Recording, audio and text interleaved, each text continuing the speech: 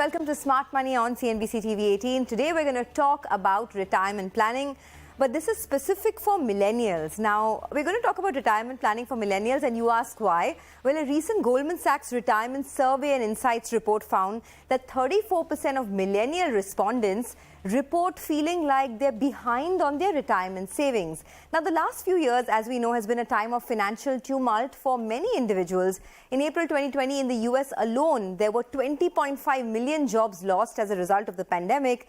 And with inflation running up the costs of many necessities, Indians are also running tight on their budgets. This is an even bigger reason for you to plan your retirement well.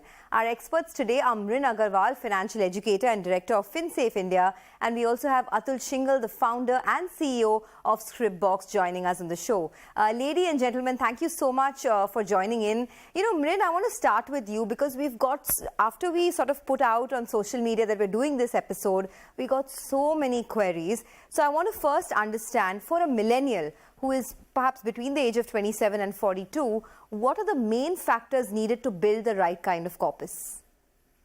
So good afternoon, Sonia, and it's always a pleasure to be on your show. Yes, I think the first thing that you really need to start off with is what are your current expenses? You know, many a time people tend to look at a specific number in mind, like saying 1 crore or 5 crores or 10 crores. But what you do need to start off is, first of all, get your hands on a retirement planning calculator, and there are lots of them available online. But the first question you need to know is, what are your current expenses? And is this the same sort of lifestyle that you think that you want to maintain in the future?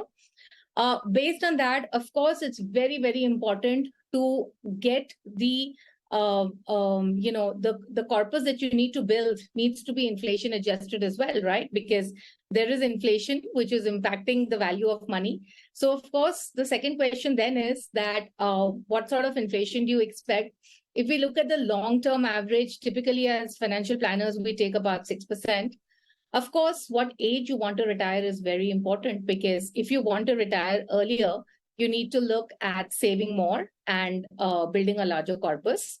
And the return on investment, which is also proportionate to the sort of risk that you want to take with your investments, is also another factor that you will have to keep in mind. So when you actually work on this calculator, and the reason I always tell people to work on this calculator is because then you actually know, first of all, what is the goal, what is the exact target, and what you need to actually be saving every month to reach this particular target.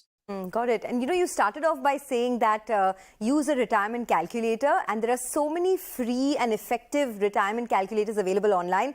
In fact, Scripbox has a very good retirement calculator as well. So we have Atul Shinghal of Scripbox, who's right here with us. Atul, thanks a lot for joining in on the show. Start off by telling us, of course, we all know that one needs to start saving early for retirement, etc. But what are the main factors that I would need to build a right corpus and retire early? And when we talk about retiring early, what exactly do we mean?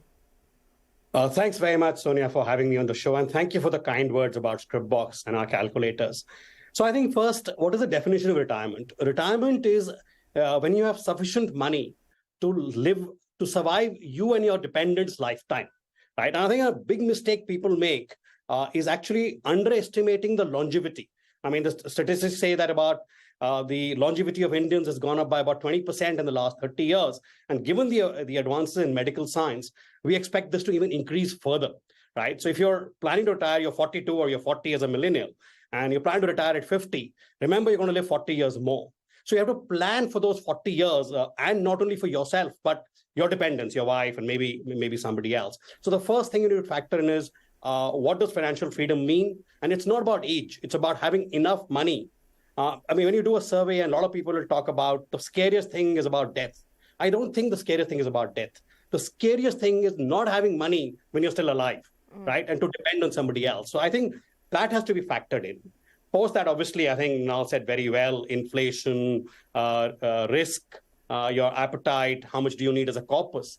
The other thing we always factor in is obviously take your current expenses, adjust for inflation for 20, 30, 40 years out, when you're going to stop earning for a living.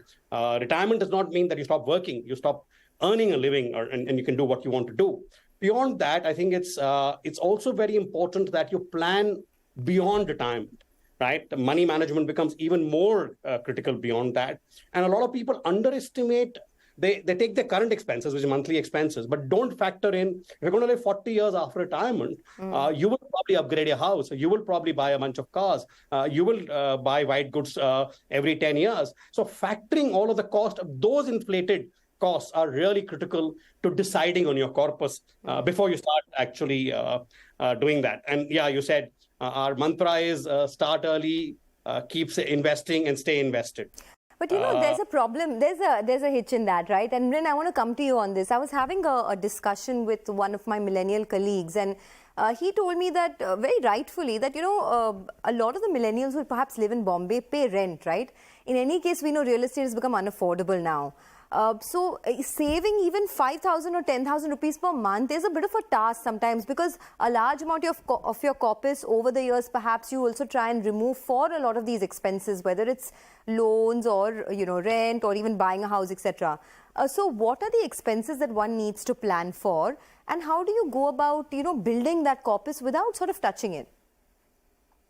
Well, I think, of course, the expenses that you need to plan for are, of course, the living expenses, the everyday expenses, of course, medical expenses and pursuits. And of course, what Atul also mentioned about the fact that you would be upgrading your lifestyle. Like if you look 10 years back to now, the difference in your lifestyle, you will see that in the next 10 years as well, right? So of course, you need to plan for that. But I would actually put a lot of emphasis on one particular expense, which is basically pursuits, because I think times have changed a lot. And whatever age people want to retire at, whether it's 40, 50 or 60, the point is that you do need to keep yourself mentally engaged. And to keep yourself mentally engaged, you will be the one who will have to spend the money. So, I think that's another big component that a lot of people kind of miss out, right? They look at rent, they look at groceries, but they miss out these important components. So I think that's important. Now, yes, it is a challenge to save given the rising cost of living in urban cities, especially. Yes, it is a challenge to save. But then what's life without challenges?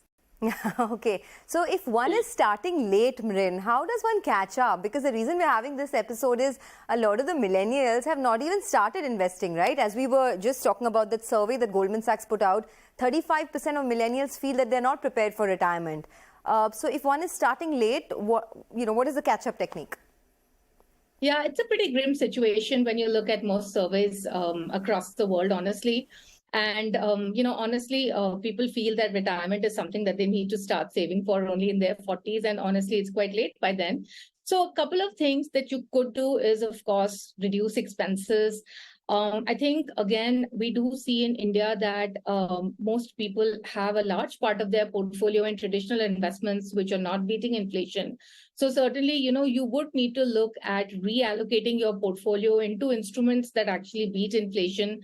Trying to build other income sources. So I'm not saying moonlighting, but I'm saying, for example, maybe if your spouse is not earning, then, maybe your spouse needs to look at augmenting her income. So you need to see how you can augment the family income. I know it's easy for me to say it, but I think, the easier thing for people to do, as I said, was reallocating some portion of their investments from safe traditional investments into equities. And that's simply because, a small change in your equity allocation can actually lead to a much larger retirement corpus. And if you have time on your side, so even if you're starting right now when you're 35, and you have 15 to 25 years available to you, it can make a big difference. So, for example, if you were to be investing 50,000 rupees every month at the age of 35 for the next 25 years, and you take a 10% allocation to equity versus taking a 30% allocation to equity, the difference in the corpus is also going to be almost 3 times or slightly higher because of the compounding allocation, right? So I think that's important. And within the equity space also, do not just be very careful about what you're choosing. Most of the shows that I do, people have like 10 funds in different thematic or sector funds. Just honestly, if you have time on your side, I think the mid and the small cap categories work really well. So an index fund with a mid cap and a small cap fund should actually just be enough to save for retirement. But I think, yes, 2 things. 1, reduce expenses. And second, increase your equity allocation. Okay, this is actually a very helpful table, and I just want to get it up on board here for our viewers in case you missed it as well. So for all you 35-year-olds or thereabout, right, if you invest 50,000 is a large amount, to be honest. So thereabouts, if you can do that, this is a ballpark calculation that Mrin has helped us with. If you have a 30% equity allocation, then the corpus that you can build at the age of 50 is about almost 3 crores. But as I was saying, 50,000 is a very large amount for you to sort of invest per month. I know a lot of people cannot do that, but this is just one helpful calculation. But I wanted your thoughts on this, Atul. If one wants to build a corpus like this, what are the tools that you need? Is it largely into large cap funds? What is the allocation towards mid and small cap? Because now we're seeing mid and small cap come back in a big way as well. So I'll avoid commenting on the categories or subcategories specifically. I think that depends on the risk appetite and the aptitude of the specific investor. Yes, equity, absolutely agreed, should be a larger part of your corpus. And why 30%, why not 70% is a separate discussion, especially if you're 35. I think the first thing, or the two things I would say apart from the investing strategy, is save more.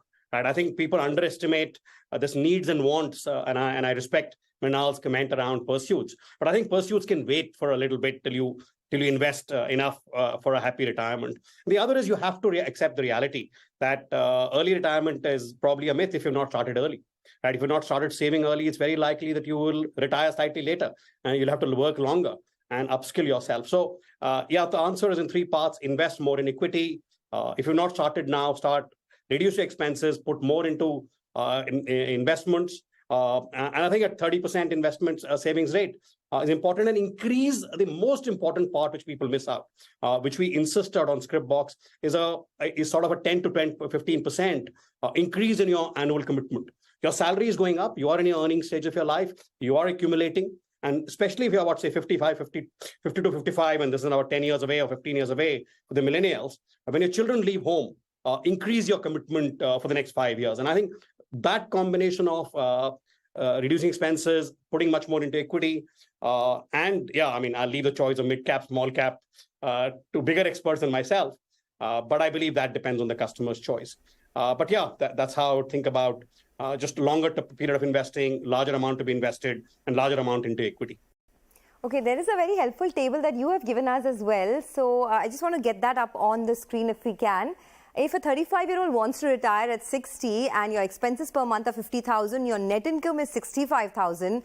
Now, this is very confusing for me. So, Atul, if you'd want to explain this, you're saying that a required corpus for someone who's 35 will be 7.7 crores. I mean, that seems alarming, right?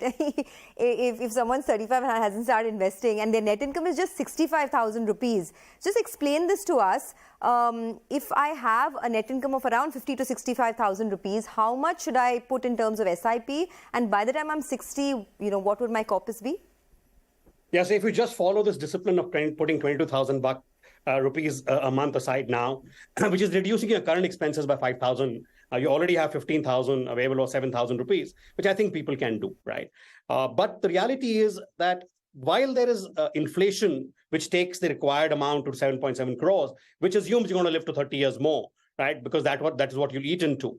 More importantly, the power of compounding. What people underestimate completely is that 22,000 rupees invested for the next 25 years and increased by 10% every year will get you to your goals. And this includes a glide path. So all our retirement calculators include a glide path, include an asset allocation, heavy equity in the beginning. And as you get closer to your retirement goals, more in fixed income, and then goes down to a much lower. So this assumes about a blended rate of about 8 to 9% over the period.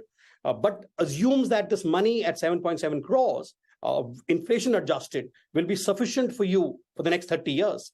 Right? That's the more important part. And the really important part for our millennials is that the 7.7 crores is a large amount. It scares you.